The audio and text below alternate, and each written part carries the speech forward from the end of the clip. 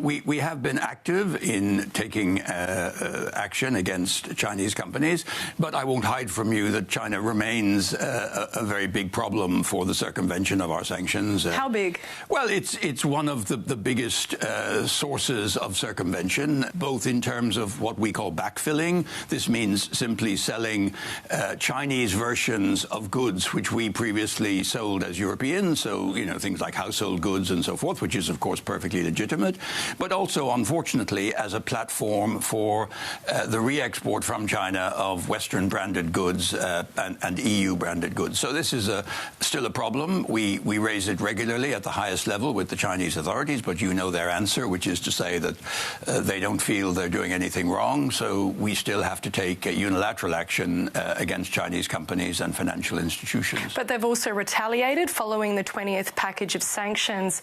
China responded by banning at least 7 European defence companies from receiving certain dual-use products. Should we expect more reprisals from Beijing? Yeah, I think the Chinese play hardball, as the Americans say, and I think we have to face up to that if we want to take action, they will also take equal action.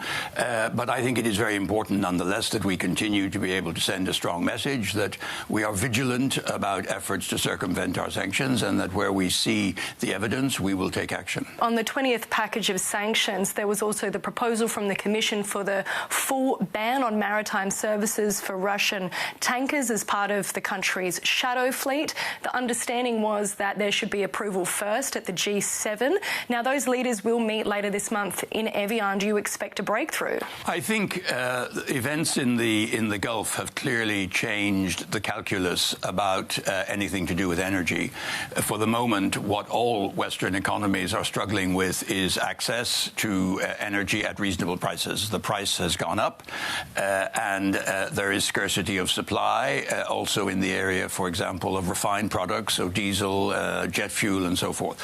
So I think at this point there is no appetite to take additional measures which might aggravate that situation. But I think the fundamental point, Angie, is that, our sanctions on the energy side are having a huge impact on Russia.